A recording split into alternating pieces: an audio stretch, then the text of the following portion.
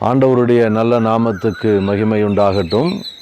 இந்த காலை நேரத்தில் தேவனுடைய வார்த்தையோடு உங்களை சந்திக்கும்படி கர்த்தர் கொடுத்திருக்கிற கிருபைக்காக ஆண்டவருக்கு நன்றி சொல்லுகிறேன். அருமையானவர்களே, வேதத்திலிருந்து ஒரு வசனத்தை வாசித்து கர்த்தருடைய வார்த்தையை நம்ம தியானிக்கலாம். 2 நாளாகமத்தின் புத்தகம் 17ஆம் அதிகாரம் 3ஆம் வசனத்தை வாசிக்கும்போது, யோசபாத்தோடு கர்த்தர் இருந்தார் என்று சொல்லி நம்ம வாசிக்கிறோம். வேதத்தில் குறிப்பிட்ட ஒரு சிலரை குறித்து தான் இப்படிப்பட்ட சில சாட்சியான காரியங்களை நம்ம பார்க்க முடியும். யோசேப்போடு கர்த்தர் இருந்தார், தாவீதோடு கர்த்தர் இருந்தார் என்று வாசிக்கிற அந்த வரிசையில் யோசபாத்தை குறித்தும் தேவ ஆவியானவர் இங்கே எழுதி வைத்திருக்கிறார்.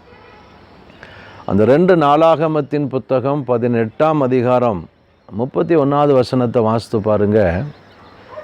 யோசபாத் கூக்குரலிட்டான் அல்லது கதறினா, ஆண்டவர் அவனுக்கு அனுசாரியாய் அல்லது பாதுகாப்பாய் இருந்தார், ஆண்டவர் அவனை பாதுகாத்தார் அப்படின்னு வாசிக்கிறோம். ஆண்டவர் ஒரு மனுஷனோட இருந்தால் அவன் கதற வேண்டி வருமா? வேதம் சொல்லுது, கர்த்தர் அவனோட இருந்தாராம், ஆனால் அவன் கதறினா ஆண்டவர் அவனை காப்பாற்றினார்னு இருக்குது. அப்படியானா என்ன நடந்தது? 17ஆம் அதிகாரம் ஆரம்பத்தில் பார்க்கிற போது இஸ்ரவேலர்கள் நடந்த மாதிரி யோசபாத் நடக்கவில்லை என்றும், தன்னுடைய முற்பிதாவாகிய தாவீதின் வழிகளிலே நடந்து அவன் கர்த்தருக்கு பிரியமாய் வாழ்ந்தான் என்றும் பார்க்கிறோம். ஆனால் அவன் பலப்பட்ட போது தான் இஷ்டப்படி நடக்க ஆரம்பிச்சிட்டான். 18ஆம் அதிகாரம் 1வது வசனத்தை வாசித்து பாருங்க. யோசபாத் ஆகாப்போடு சம்பந்தம் கலந்தான் என்று சொல்லி பார்க்கிறோம். யார் இந்த ஆகாப்? தேவனுக்கு விரோதமா, தேவ சித்தத்துக்கு விரோதமா, தேவ ஜனங்கள் இடறி போகிறதற்கு மிகப்பெரிய காரணமாக இருக்கிற ஒரு பொல்லாத மனுஷன். இந்த ஆகாப்போடு அவன் ஐக்கியம் வச்சுட்டு, ஆகாப்பும் யோசபாத்தும் சேர்ந்து கீலேயாத்தில் இருக்கிற ராமோத்துக்கு விரோதமாக யுத்தத்துக்கு போகிறதற்கு நீ தான் நான் தான் நீன்னு சொல்லி 2 பேரும் ஐக்கியப்பட்டு செயல்படுகிற ஒரு நிலையை பார்க்கிறோம். ஆனால் சீரியாவின் ராஜா தம்முடைய ஜனங்களுக்கு கொடுத்த ஆலோசனை என்னென்னா, நீங்கள் சின்னவங்களோட பெரியவங்களோட எல்லாம் யுத்தம் செய்ய வேண்டாம், இஸ்ரவேலின் ராஜாவோடு யுத்தம் செய்யுங்கள் என்று அவன் ஆலோசனை சொல்லியிருந்தான். ஆனால் இஸ்ரவேலின் ராஜாவாகிய ஆகாப் யோசபாத்தை பார்த்து என்ன சொன்னான் தெரியுங்களா? நான் வேஷம் மாறி யுத்தத்தில் பங்கெடுப்பேன், நீயோ ராஜவஸ்திரம் தரிச்சு வான்னு சொல்லி. நடந்தது என்ன? ஆகாப்பை விட்டுட்டாங்க. யோசபாத்தை சுற்றி வளைத்து கொலை செய்கிற நேரத்தில் அவன் கதறுகிறான். ஆண்டவர் அவன் மேலே வச்ச இரக்கத்தினால அவனை பாதுகாத்தார். அருமையான சகோதரனே, சகோதரியே, கர்த்தர் நம்மளோடு இருக்கிறார், தேவனோடு நம்ம இருக்கிறோம் அப்படின்னு சொல்லிட்டு என்ன வேணாலும் செய்யலாம், யாரு கூட வேணாலும் ஐக்கியமாக இருக்கலாம், ஆண்டவர் நம்மளை பாதுகாப்பார், நம்ம கூட இருப்பார் அப்படின்னெல்லாம் நினச்சி நம்ம இஷ்டப்படி நடந்தோம்னா யோசபாத்தை போல் கதற வேண்டிய ஒரு நேரம் வரும். பாருங்க, அவன் வேஷம் மாறி யுத்தத்தில் பங்கெடுப்பாங்கிறது மாத்திரமில்ல, எந்த நேரத்துலையும் வேஷம் மாறிக்குவான், கழட்டி விட்டுட்டும் போயிடுவான்.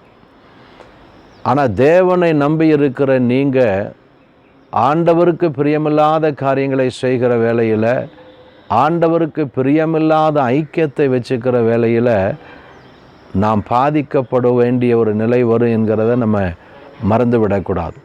1ஆம் சங்கீதம் நம்ம எல்லாருக்கும் தெரியும். துன்மார்க்கனுடைய ஆலோசனையில் நடவாமல், பாவியனுடைய வழியில் நில்லாமல், பரியாசக்காரர் உட்காருகிற இடத்துல உட்காராமல் இருக்க வேண்டும் என்று கர்த்தர் சொன்னார். நீ துன்மார்க்கன் அல்ல, நீ பாவி அல்ல, பரியாசக்காரனும் அல்ல, ஆனால் அவங்க இருக்கிற இடத்துலையே நீ இருக்கக்கூடாது என்று தேவன் சொல்லுகிறார். காரணம் என்னென்னா, உன்னை அறியாமல் நீ ஆபத்தில் மாட்டக்கூடிய ஒரு நிலை உண்டாகிவிடும். ஆகவே யோசபாத் நல்ல ராஜா. அவனை குறித்த வேதத்தில் வாசிக்கிற போது அவன் ராஜ்யபாரத்தில் ஆண்டவரை பிரியப்படுத்துகிற எத்தனையோ விஷயங்களை செய்தான். ஆனால் தேவனுக்கு பிரியமில்லாத ஒரு மனுஷனோடு அவன் வைத்து கொண்ட ஐக்கியம் அவனுக்கு மரணத்துக்கு நேராக அவனை வழிநடத்தக்கூடியதாக அமைஞ்சிருச்சு. ஆண்டவர் இரக்கம் வைத்தபடியினாலே அவன் பாதுகாக்கப்பட்டான். அதனால் இந்த காலை நேரத்தில் தேவனுடைய வார்த்தையை கேட்டுக்கொண்டிருக்கிற நீங்களும் கர்த்தர் நம்மோடு இருக்கிறார் என்கிறதுல பெரிய சந்தோஷந்தான்.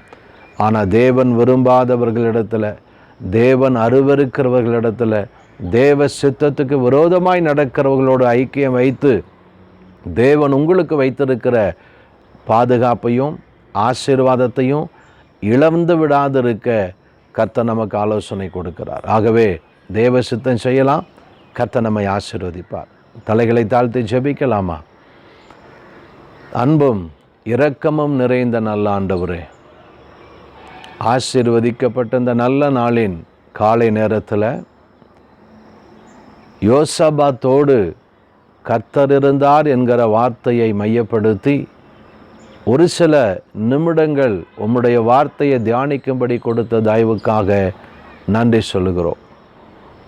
யாரெல்லாம் உம்முடைய வார்த்தையை கேட்டு ஒரு நாளிலே நானும் தேவனோடு இருந்தேன், தேவன் என்னோடு இருந்து ஆச்சரியமான காரியங்களை நடத்தி வந்தார், ஆனால் இன்றைக்கு அந்த கிருபைகளை இழந்து விட்டேனே, இன்றைக்கு கேட்ட வேத வாக்கியத்தின்படி தேவன் விரும்பாத இடத்தில் ஐக்கியம் வைத்து தேவன் விரும்பாத காரியங்களை செய்து எனக்கு கர்த்தர் வைத்திருக்கிற நன்மைகளை ஆசீர்வாதங்களை இழந்துவிட்டேன் என்று சொல்லி யாரெல்லாம் அங்கலாய்க்கிறார்களோ, யாரெல்லாம் என்னோடு சேர்ந்து இந்த ஜெபத்தில் பங்கெடுத்திருக்கிறார்களோ, ஆண்டவரே அவர்களுக்கு நீர் உதவி செய்யும். எந்த விஷயத்தில் பலகீனமானேன், தவறினேன் என்று உணர்ந்து உம்மை நோக்கி பார்க்கிறார்களோ, அந்த காரியத்திலே நீர் உம்முடைய பிள்ளைகளுக்கு உதவி செய்து அவர்களை ஆசீர்வதிக்கும்படியாய் நான் ஜெபிக்கிறேன். யோசபாத்தை காப்பாற்றின தெய்வம், யோசபாத்துக்கு ஆயுச நாட்களை நீட்டி கொடுத்து அவனை வாழ வைத்தவர், என் அன்பு பிள்ளைகளையும் அப்படியே நீர் பாதுகாத்து வழி நடத்தி உயர்த்தும்படியாய் ஜெபிக்கிறேன். அப்படி செய்கிற அன்புக்காய் நன்றி. இயேசுவின் நாமத்தில் ஆசீர்வதிக்கிறேன் நல்ல தகப்பனே, ஆமென். என் அன்பான சகோதரனே, சகோதரியே, நீங்கள் உண்மையாய் தேவனை நோக்கி ஜெபித்திருக்கிறபடினாலே நிச்சயமாய் கர்த்தர் உங்களுக்கு உதவி செய்வார். இந்த நாள் முழுவதும் ஆசீர்வாதமாய் இருக்க கர்த்தர் உங்களுக்கு உதவி செய்வாராக. ஆமென்.